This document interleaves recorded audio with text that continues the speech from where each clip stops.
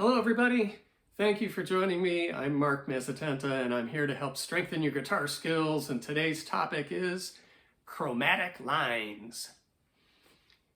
I know that sounds fancy, but if you've played a chromatic scale, you know that it just consists of half steps.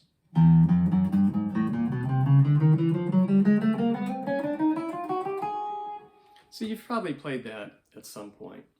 So when you use chromatic lines, you're using little fragments that have half steps included. Chroma means color.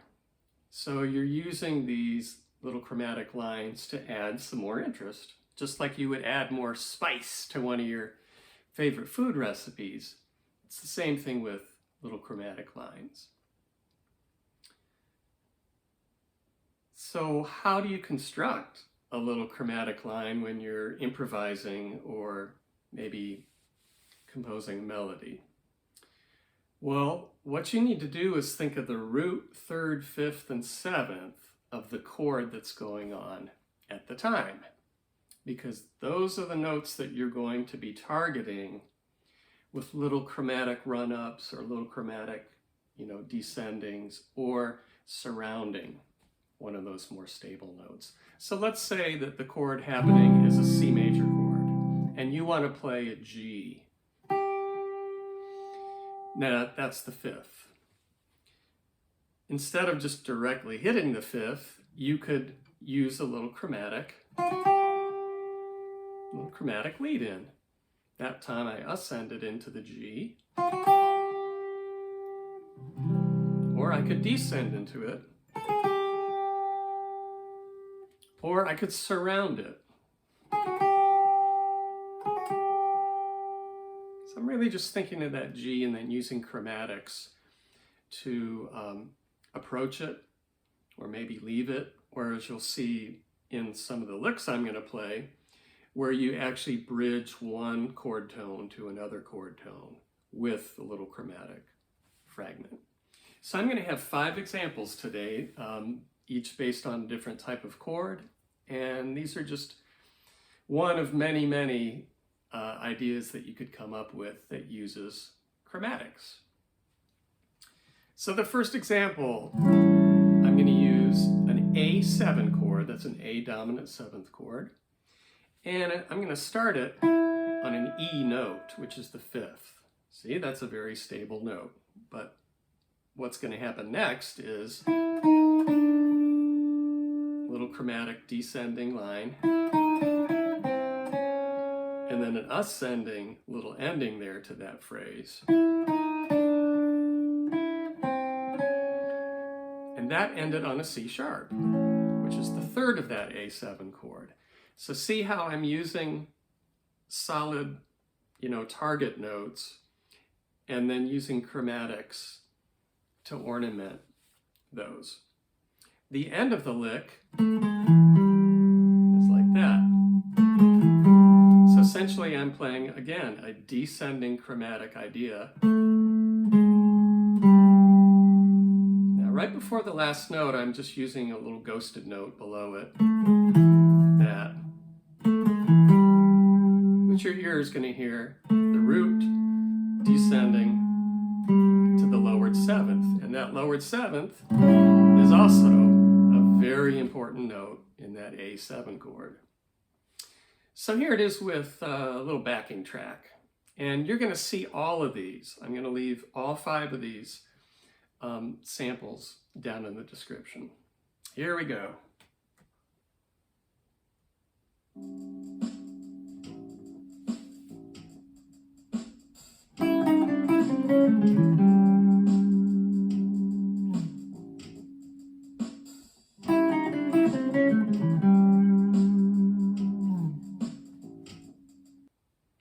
Example 2 uses a C major 7 chord and starts like this. Okay, so that chromatic ascending idea led to the major 7th of that chord, which is a B.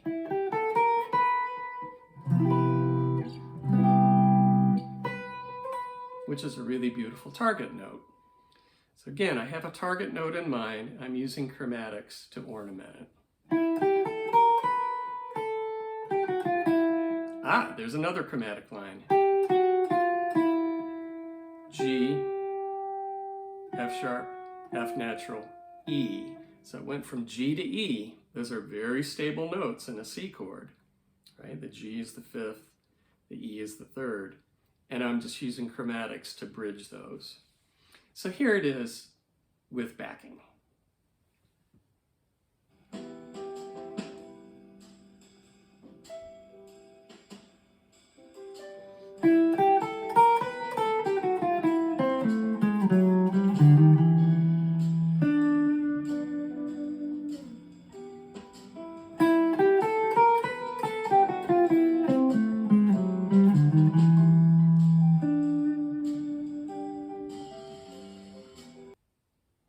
Example 3 uses a minor seventh chord, in this case E minor 7. I'm thinking of, solid notes here, the root, third, fifth, seventh. So that would be an E, G, B, and D. And if I'm targeting one of those, you can ornament it with some chromatics. So the very first 3 notes, I'm aiming for the third of the chord, which is a G. I'm just approaching it from chromatics that are descending into it.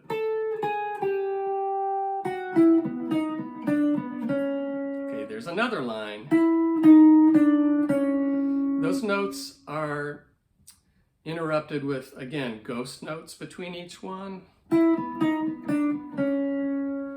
But essentially your ear is hearing this descending, starting on the root. And at the end of the line, I've surrounded the fifth of the chord, which is a B note. But instead of hitting the B directly, you can surround it like that. So here we go with backing.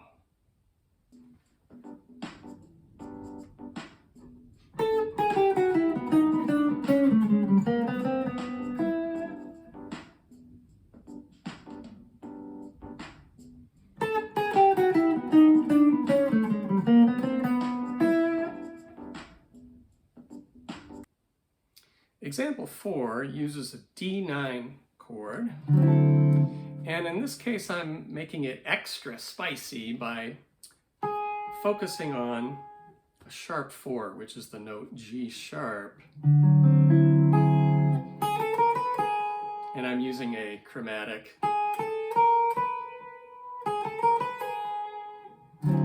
to start that line. And also, towards the end of the line, I've got another chromatic line from an F sharp to an A. Those are very important in a D9 chord. The F sharp is the third. The A, again, is a solid note, the fifth. So I'm just targeting those, and I'm bridging them together with half steps. And also at the end, I'm landing on the ninth, which is a very colorful E. But I'm approaching it with chromatics. Here it is with time.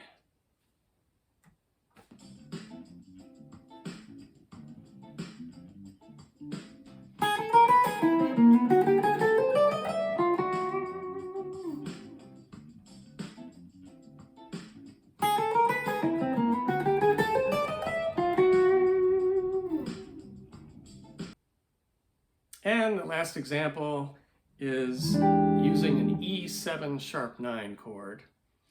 And it starts by chromatically leading up to the root.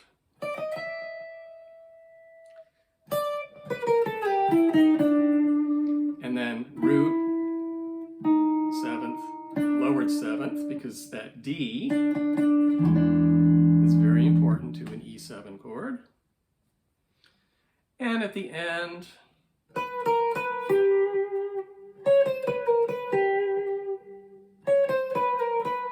I'm leading down to the 5th, which is a B. It gives it that little slidey, snaky feel to it. Here we go, In Time.